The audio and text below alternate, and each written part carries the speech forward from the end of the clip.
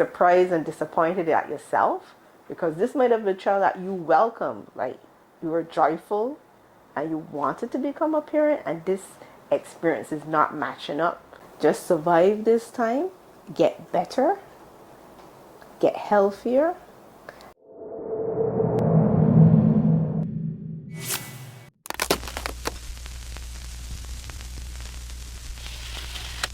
I love helping people. I realized when I was about, I think I was in like 17, 18, and a teacher asked me what I want to do. And I said I want to work with people. I want to help people.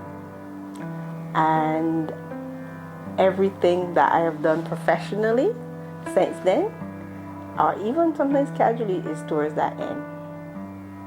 So I started out, being a nurse assistant in a psychiatric hospital, and then coming to UB to do my undergraduate in psychology, and then my master's overseas in the States, and then my PhD and all the training, postgraduate training I've done is to help people with psychiatric and emotional problems.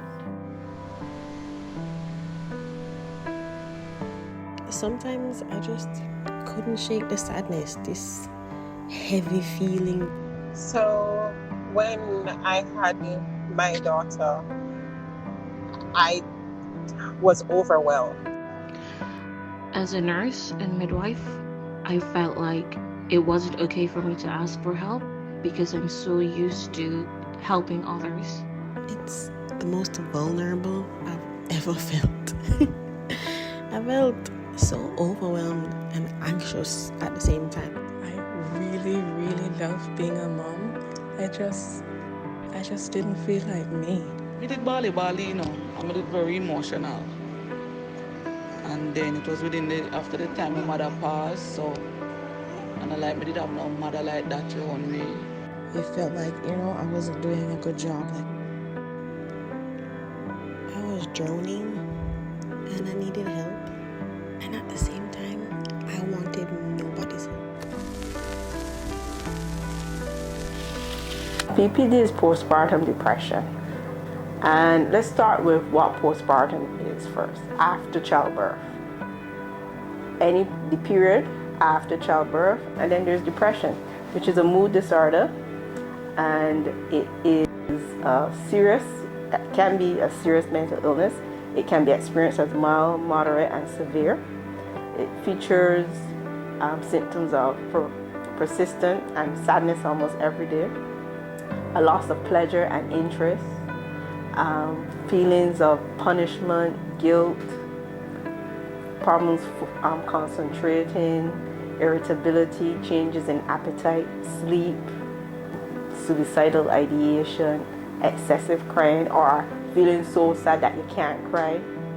Because whether it's postpartum or not, it's depression that comes after or it follows childbirth. But ironically, it can start before childbirth. A lot of the illnesses, either it's postpartum psychosis, postpartum depression, postpartum anxiety, can start in a period before childbirth and continue after childbirth.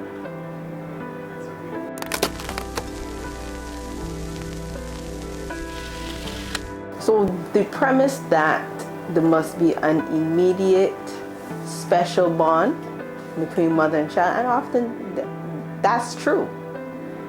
But that's the added pressure on women who don't experience that for whatever reason. And often depression severs bond. She's not just not bonding with her child, all the relations in her life right now while she's going through a depression is going to be tenuous, distant. There's going to be a distance. She's depressed. But that idea that as a mother you have this special and immediate bond is another source of guilt and shame for the depressed mother. And it's going to add to depression. You feel worse. It's depressogenic. That thinking like that is depressogenic. I'm not good. I'm no good. I'm not worthy.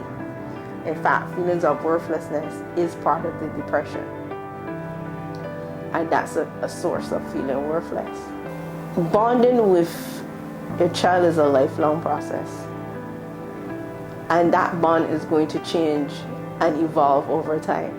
If I tell you the amount of clients I have that said that, by the time I hit pre-teen, me and my mom all the way through teens weren't very close, and now we're so much closer now. I'm in my 20s and 30s.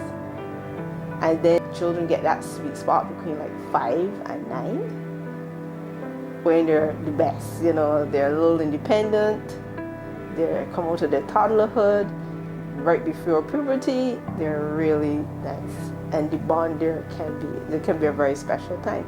And that changes, and then it's going to change again, and then it's going to change again as they get older, and they're going to have a different relationship when their parents become senior citizens. It's development through life. Just survive this time, get better, get healthier, and you have a whole life to have bonds with your children. Depression is an illness. It is not the blues. So if you're looking at depression and it's serious, moderate to severe, she needs to go to a doctor. That needs an intervention. Most like a medical or psychiatric or psychological intervention. But in addition to the intervention, there are some things that can be done at home. Like again, the support from family, friends, and the type of support you get. Support, you don't need someone telling you like, invalidating how you're feeling, invalidating your mood, telling you like, make you feel, you already feel guilty that you're not taking care of your baby as you should. That's a big no-no. And maybe surprised and disappointed at yourself, because this might have been a child that you welcomed, like you were joyful and you wanted to become a parent, and this experience is not matching up to your expectations or their expectations. So you're already feeling it. You don't need anybody to tell you what you're feeling. You already feel lousy, right? So supportive that way. Supportive like, I know you can't take care of your baby the way you want, so how can we help you take care of the baby? You're going to sleep longer, the appetite might change, you might not look or appear interested in the child. But funny enough, I've heard women say they didn't feel bonded, but they didn't want anybody to touch their child. Or they wanted to take care of the baby, but at the same time, this duality, this ambivalence.